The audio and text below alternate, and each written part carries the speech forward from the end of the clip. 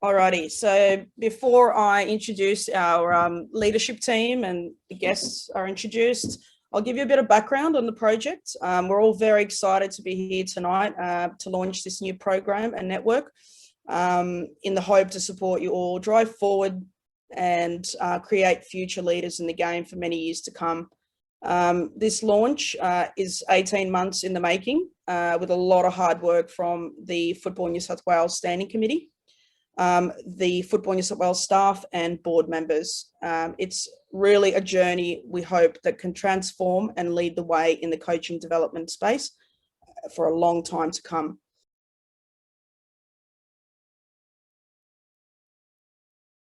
I'd love to introduce our amazing project team who have worked hard to make sure tonight happened and will drive things forward. So Ailey, who many of you have probably met, is our chair of the Football New South Wales Standing Committee, and she's also the head of football, female football in Northern Suburbs. So myself, I'm on the Standing Committee as well, part of Camden Tigers Football Club in the Macarthur region.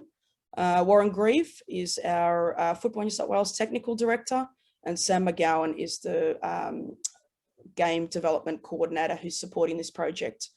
It is really important to note, as much as Ray and Kath are special guests tonight, they are very much ambassadors and leaders in their own right for this project. Ray is leading, as Warren mentioned, the Football Australia's Legacy 23 Leadership Project, which I'm sure she'll tell you about tonight. And Kath is actually our deputy chair for the Women's Standing Committee. So we're very lucky to have them very much part of our leadership and project team.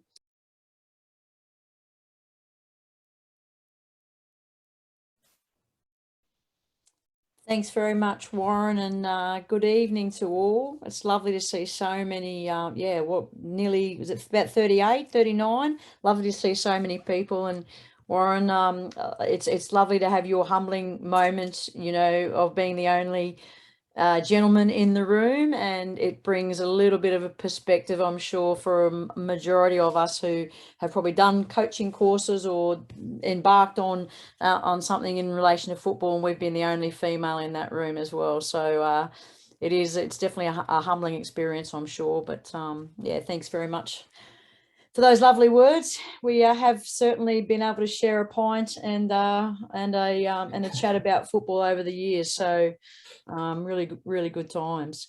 Look, I think what's really important to understand is that there's really two facets, if you like, along the coaching development space. So the first thing is obviously that you need to go and continue to build your knowledge and build your skills and experience, and you can do that via getting some particular currency in relation to accreditation. So that's certainly one aspect, but then it's what happens after that. After you get your piece of paper, how do you actually then really be able to immerse yourself in a football culture where you can learn and develop? And as Warren said, having plenty of critical friends, mentors, whatever you like to call them, is really important. Being able to have somebody that you can bounce ideas off, that can keep you honest, that can give you that little tap on the shoulder to be that critical friend when you need. And I think it's really important. So from that aspect, there's really two parts, if you like, in developing as a coach. And one of the great things that we talk about in trying to develop players is that you have that environment and opportunity. So that exactly is the same for coaching. You need to have the environment that you get to work in, that you can hone your skills and develop, make mistakes, try new things, try to problem solve. All those same aspects that you have with player development go into coach development. So having the environment and the opportunity is really paramount, and that environment really can be supported and guided, by having a lot of those critical people in your network and in as a resource.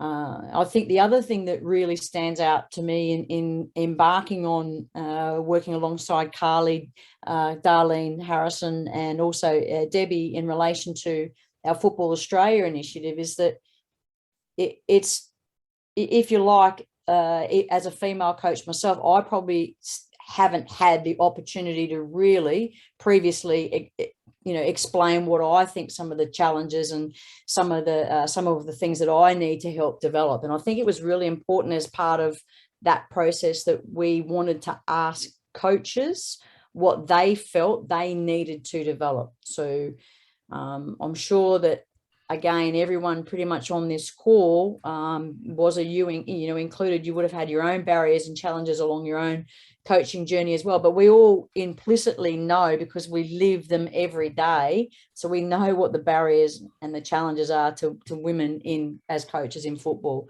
So we want to look beyond that. We wanted to look beyond knowing what they are, assuming and presuming what they are, because we've got a fairly good wrap of them, but we wanted to look beyond that and look to ways that we can develop. What initiatives, what ways can we help you to be able to be ready for when that next opportunity comes? And so what I'm really happy about is the opportunity to work alongside yourselves and all the other member federations that will be looking to roll out this program and really be able to try to make a bit of a dent in those statistics, which don't serve us very, very well in the advanced space. It's not something that's completely just akin to Australia. It's not something that's akin, obviously, just to our sport either. So, recruitment and then the retention of female coaches, so we can build that critical mass, is a huge strategic priority for Football Australia. And I'm really glad that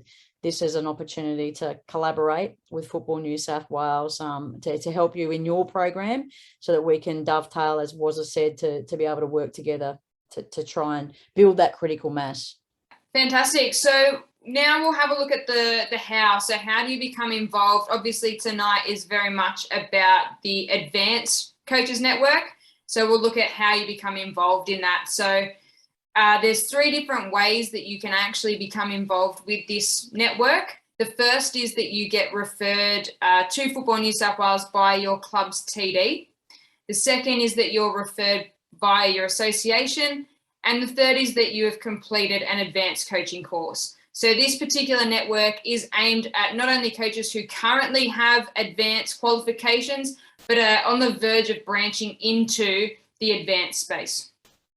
So once you've been referred to by or gone through either of those 3 avenues, you then will be sent the survey link. Now, I believe that most of you have completed that survey already, which is fantastic. Once you complete that survey, then what will happen is you'll receive the invitation to join that Advanced Female Coaches Network, which will be coming out shortly. Then once you're in the network and you've accepted that, you will be connected to all of the coaches that are currently on this course, as well as others who are, again, looking to branch into the advanced coaching space. You'll receive communication, support, and resources regularly from various technical directors, coaches, and from Football New South Wales and Football Australia.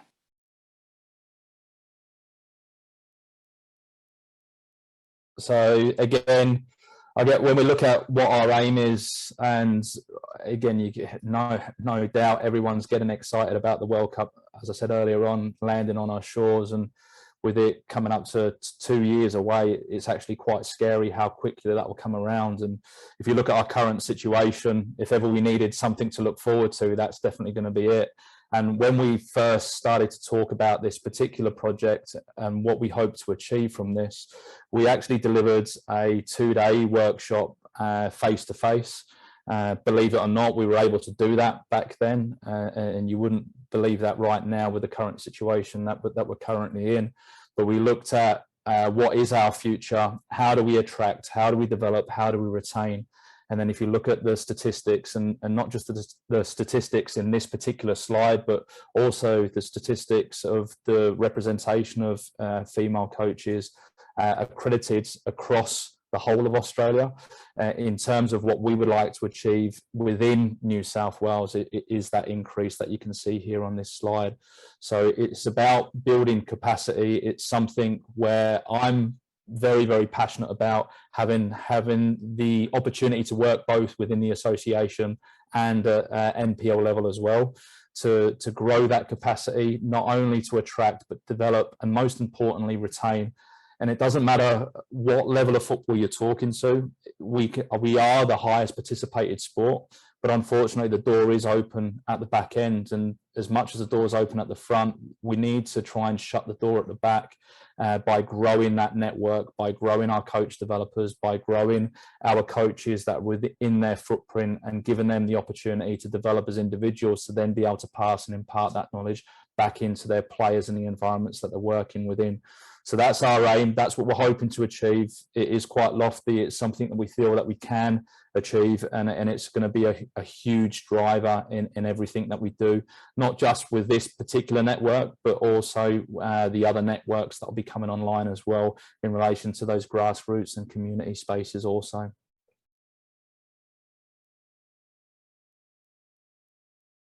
So when we take this particular slide, the design of how we've actually come up with this concept, once a coach submits the survey, they'll receive a link, as Sam has alluded to, and as part of the Advanced Coaches Network. Once in the group, the coach will have regular support, and I think that's the biggest thing that we need to really drive in this situation is the support. I've seen it forever and a day being involved in coach development at all levels.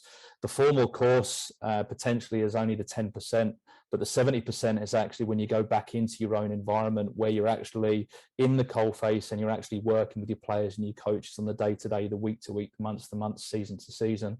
And what we hope to achieve is by allowing that growth and opportunity for coaches to take information, have a connection, have a point where they can actually come in, receive some guidance, some help, some assistance along the way. They can then take that and bring that back into their own environment as well.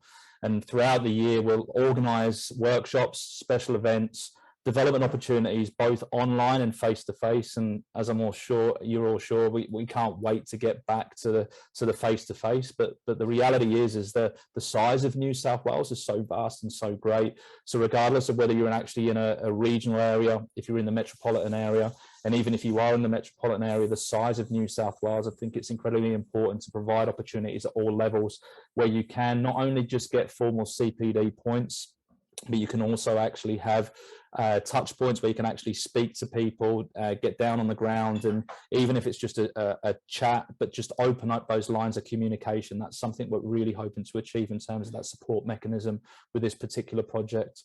By also having the WNPL club technical directors and Football New South Wales technical staff as part of the group, that will also allow that further development for TDs and a direct information and resource opportunity or hub to be able to go in. And that's where further down the line, we hope to obviously tie in with the FA and share those resources, not just from a New South Wales perspective, but also nationally as well.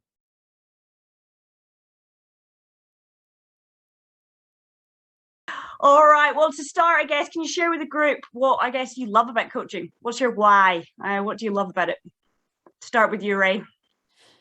Well, age before beauty. That's it. Listen, I absolutely love the opportunity to influence and inspire the people that I'm with. So whether that's working with a young team, whether that's working with a senior team, whether that's working with a team of staff, I just have a real passion for being able to ignite the flame and ignite that fire in people to get them to love something or have that affinity with football as much as I do. And I think about how much I love it and how much how much joy it brings to my life, and I really want to make sure that other people get that opportunity to have those same experiences. And that's essentially what drives me. And working with young players, it drives me to help that next generation of female leaders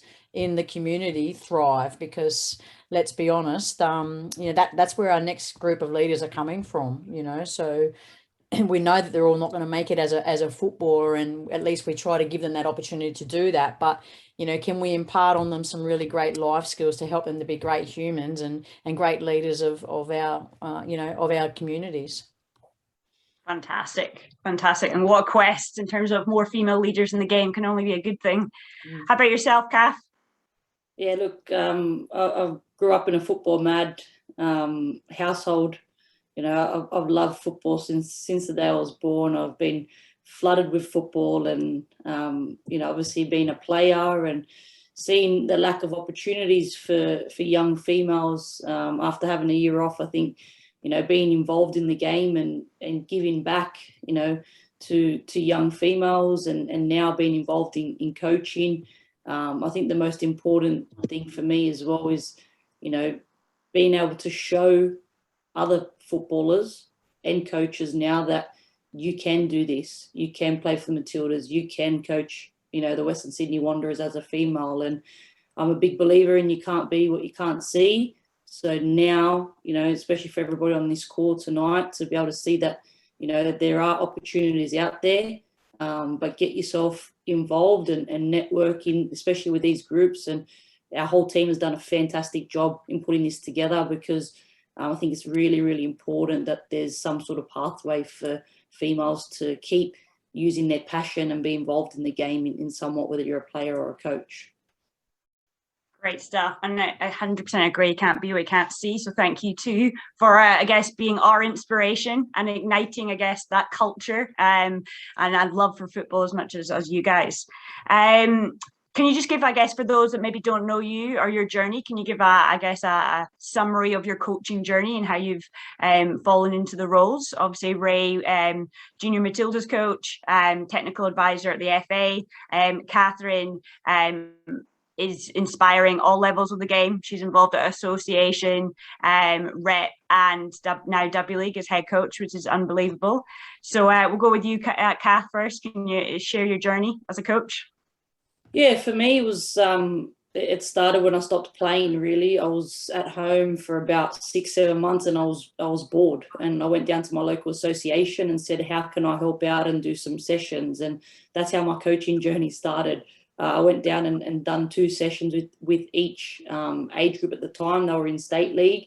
The year after, I had a business plan put together for them of what we could do for the association and the Raiders to get them into MPL and give a pathway for young girls the opportunity that I didn't have.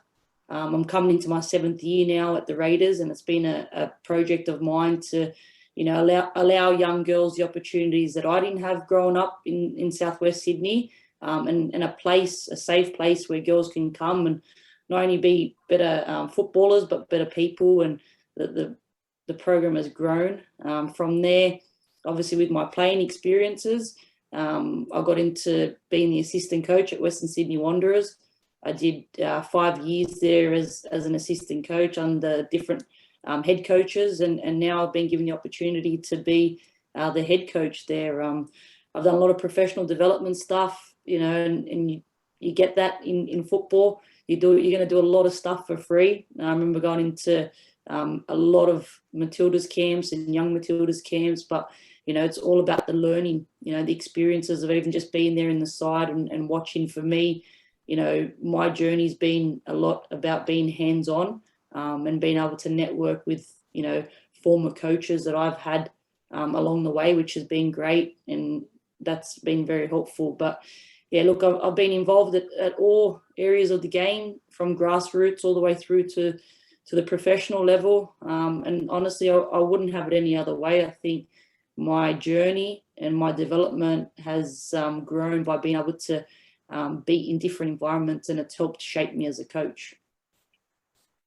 Thanks for sharing so many golden nuggets in that. And I guess I have so much respect for Kath, because there's a lot of people that could say things, and there's a lot of people that are doer. So when she went 7 years at SD Raiders, she was like, I've got a plan. This is what's going to happen, and we're going to change it. And that I have a lot of respect for that. So great work, mate. Ray. Oh, well, I've got a few more years than Kath to clock up there, but look, to be fair and honest, where I started doing some of my coaching badges when I was a player. It was something that we had to do. We in our Queensland state team at the time. The coach made us do our level 2, so that was where it started. That was 1992. I was doing my level 2 and my coaching principles back then. And, I was 6th grade. Yeah, thanks, mate.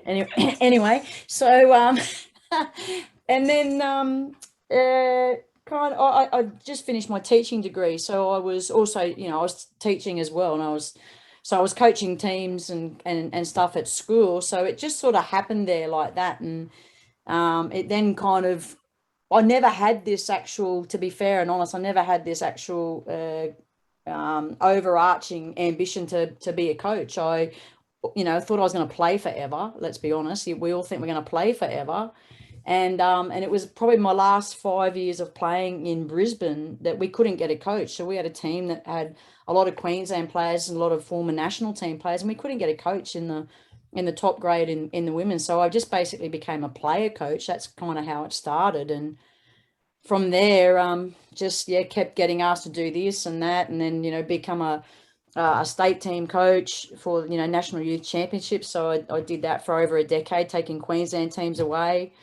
And the opportunity came about. Just exactly the same thing as Kath said, sort of knocking on doors and things. I was obviously in a very different career as a police officer, and I couldn't get an opportunity to get into the W League at that stage. As I said, I've done, I think, by 12 years worth of national youth championships, and I couldn't get an opportunity in the W League. So I sought that opportunity out in Canberra.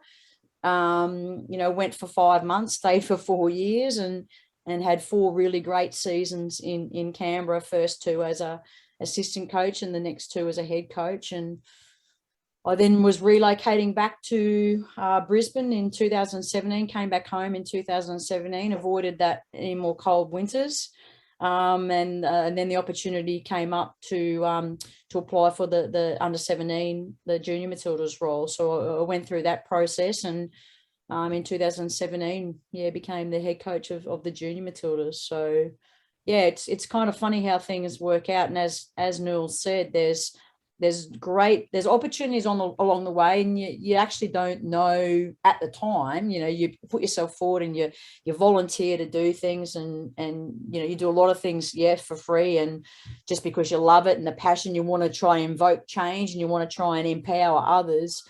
So you don't know kind of why you're doing some things at the time. They don't sort of fit into place, but as time then rolls on, you're developing all these other skills and all these other experiences which help to build your knowledge base. So it's as I said, it was not just like I'm going to retire and that's it. I'd still be playing today if I could, but your body kind of says different things. So well, what a journey, I guess, so far, and I guess it leads on quite nicely to Rachel to ask. But I guess Ray, you talked about 12 years of being that, looking for that next step and still coaching, and then obviously Kath, 5 years as an assistant before you've got a head coach. So that patience that required, and I guess that strong why as to why you do it. So it's got to be more than just the job. It's the true, I guess, love and to evoke. So Rachel Bax, do you want to jump off mute and ask your question to Ray and Kath? I just wanted to ask, I live in regional New South Wales, and I just wanted to ask how you stay inspired, especially when you have to travel. For coaching, I travel an hour just for training, but also to coach my girls play in Newcastle. So it's a 2.5 hour drive in the morning and then 2.5 hour drive home. So I just want to know how you stay inspired, especially with all the travel you have to do. It is definitely challenging at times. Living away from home for myself, for that 4 years was quite challenging. Definitely spend all the very little money that you actually are making in actually being paid to coach. You're actually spending it on flights, traveling back home a lot, because you need, you still need to take care of yourself, and your own well-being is really important as well. So I think that you learn to sacrifice a lot. You do sacrifice a lot. You learn to be very well organized and be able to prioritize your time and sort of I do very well at compartmentalizing. I think the police service certainly helped me in that way, to be able to compartmentalize and leave my work at work and then come home, because you didn't want to be bringing that all home with me all the time. So I compartmentalize a lot, and to be able to do that means you have to plan, and you have to really prioritize and figure out. You can't do everything every single day, so some things you're just going to have to compartmentalize, put in the box, set aside, and you get to them next. So yeah, but it's very challenging. Absolutely. You definitely would be relying on, your support network of your friends and family as well, which I think are great, because they will always keep you grounded and bring you back when you need to. But building up your network of support, I think, can be a really great opportunity to help navigate travel and the long days. I'll be calling you, Ray, when I get home from a game and I can't sleep. It's 4 or 5 in the morning and I'm still thinking about the game. I might have to call you for a few tips. I do my best work between 10 p.m. and 2 a.m., mate. So I'll always be awake. I think Ray failed to mention the Qantas Club. That's always a good hit when you're doing a heap of traveling. But look, I can understand. It's late nights.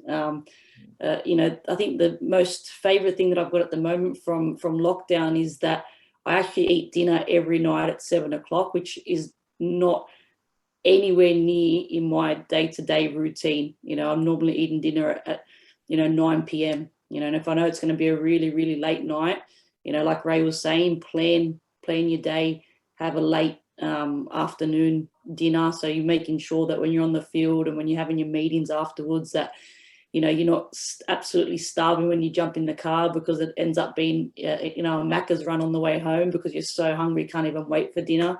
But being planned and organising your week and your days on what it's going to look like, I think is super, super important. And you learn these as a player, you take them into as being a coach, and having that routine and that planning is something they actually take into your everyday life. And it's something that I can say that's really, really helped me through this lockdown period. So I know it's tough, but football's all about sacrificing, and I'm sure those young girls are very lucky to have you. Oh, so much good advice there, Rachel. Hope that helps in regards to your inspiration and helping you in terms of planning and organising. And talk about a lockdown silver lining specific to coaches: 7 p.m. dinners, consistency. What a treat. It's the small things in life. Going back to, I guess, your experience, Catherine, in regards to you're obviously very involved with community level rep, as well as now obviously the elite level with W League. And I guess you wouldn't change it any other way, the impact that's had on you and your development as a coach and who you are as a person. So that kind of leads on to Kempsey. And Kempsey, great to have you on the call, Megan. Do you want to ask Ray and Kath your question? Yeah, hey guys, how you going? I'm coming from a regional area as well, and I guess I just wanted to ask, how do you continue to improve and develop as a coach when the competitions and the player pool where you're located is not terribly strong or elite? I guess we've recently had our team pulled from the NPL competition.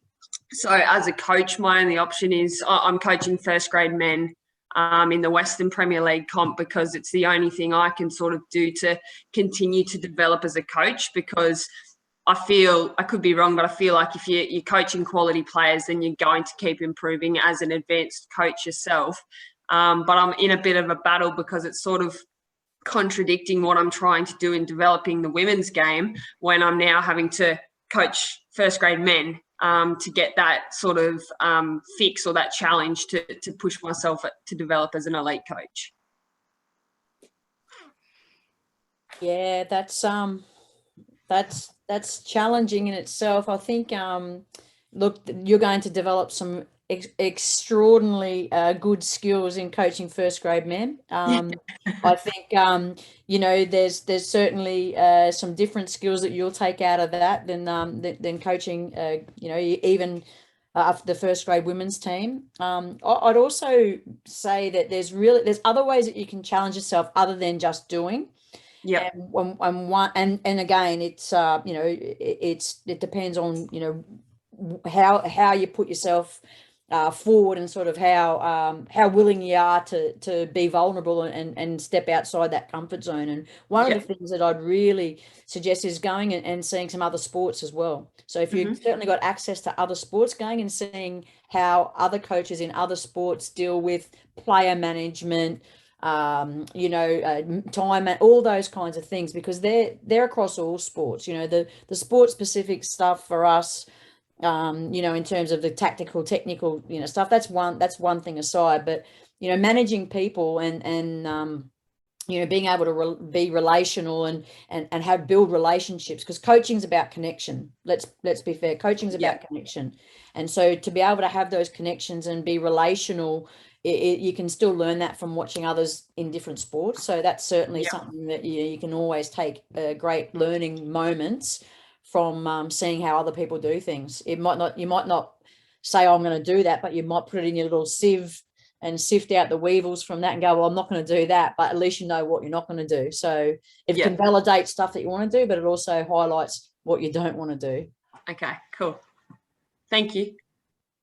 All right, questions are coming flooding in, which is fantastic. I've got one from Sarah about, she wants to understand Sarah, do I jump off and you can actually ask about resources and coach development?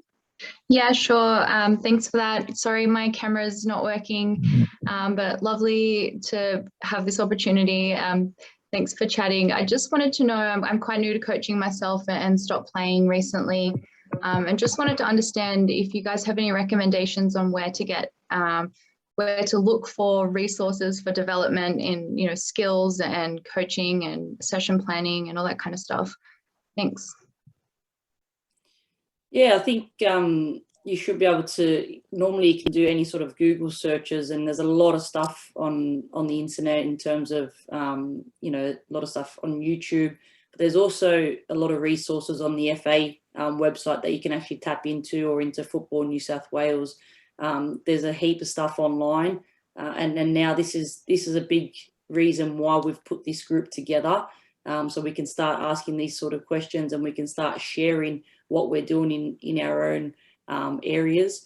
And I think this is a massive part of, you know, the football journey for a female coach, because unfortunately sometimes we don't know where to look or what to do, and then what happens is it becomes disheartening, and sort of you sort of get over being involved in coaching because it becomes too hard.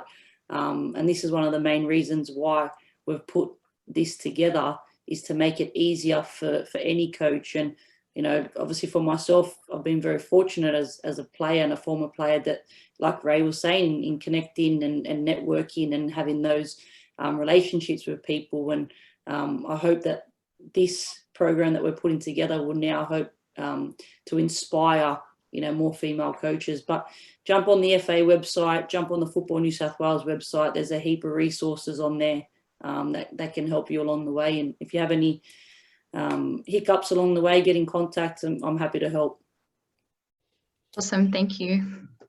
Good point about the FA website there too, because, you know, that the national curriculum there, you know, knows, you know, you could do a lot worse as a coach, especially as a beginner coach, or, you know, a developing coach. You could do a lot worse than actually follow, you know, just those model sessions on there. They're a really great starting point. Following those model sessions and then putting your own little flavor in and tweaking them, I think is really, really important. And I think it also depends also what age you're coaching. If you're coaching sort of, you know, 13, 14, 15, 16-year-olds, you can really do a lot of repetition with those model sessions and get your players to improve very, very quickly, rather than maybe get caught up with the tactical, you know, tactical side of your opposition. I think with youth players, it's really, really important that you get them to play the way that you want your team to play, and you don't really worry too much about opponents. It's really worrying about yourselves and your own players and how you can get the best out of them and get them to play at their potential. Great advice for you. Youth development, Ray, that's spot on. I guess conscious of time, but there's also a lot of questions. And you both talked about, I guess, the support network and how important that is to, I guess, stay in the game, especially when you're losing that inspiration or that patience, or you're experiencing a challenge, which I'm sure every coach on the call tonight has experienced some form of challenge or barrier. Can you share, I guess, a critical friend or a mentor, and how that person supported you and what that looked like and the impact? Do you want me to start, Ray? Yeah, mate. Probably for me, I'd probably have to say Alan Stajic. Obviously, we crossed paths as he was my coach and I was playing under him for many years. And then we actually crossed paths again because his daughter came to trial for my Southern District's Raiders teams. And we sort of kept in touch over the years. And I was just getting into my coaching journey, and his daughter ended up being in my team, and where he can't help himself. He was always at the beginning he would sit on the sideline, then slowly he'd get closer and closer to the bench every game. And the following year we ended up coaching the team for 2 years together at the SD Raiders with his daughter in there. And obviously fortunate enough for myself, he was the Matildas coach at the time. And I remember after my first 12 months of coaching, I actually went up to him and I pulled him aside and I bought him a coffee and I just said, I want to say I'm sorry. And he goes, what for? And I said, I want to say I'm sorry for everything that I put you through as a player, because now I know how hard it is to be a coach, because the planning, the time, as a player, you turn up, you go home, you don't worry about anything. And as a coach, it really takes, a lot out of you. And I just wanted to say sorry. I rang him and I rang a couple of other coaches as well that I went along the way with. And I just said sorry about everything that I put him through. But he's been a great mentor to me, obviously through the Matildas and helping me with my professional development, and being able to go through those couple of years together at SD Raiders I was very fortunate to have him there and actually on hand, which was very, very helpful. But also just being able to pick up the phone. Alan's been a great supporter of my journey, but also another person would be Tom Samani as well, a former Matildas coach, which is a great guy. Another one that I picked up the phone and said sorry for everything that I put him through.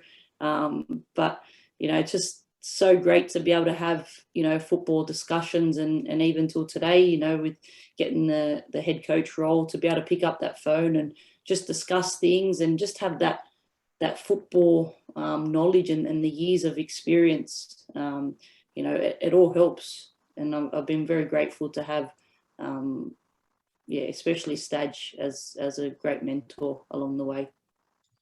Now I understand why you understand Scottish. You understand Tommy. I'm a piece of cake. Tommy's worse. Piece of cake. Ray, how about yourself? I was going to say, Nils, you would have definitely had to buy Tommy a cup of tea, because he doesn't get his wallet out at all. Every time, because Tommy will always come, because when SD Raiders plays at St. George and Tommy lives around the corner, and he's such a top guy, and he'll be like, when are you playing in St. George? And I'll tell him the day, and he comes and he goes, where's my cup of tea? So I'll make sure that he's got a cup of tea there waiting for him and ready to go. Yeah, legendary.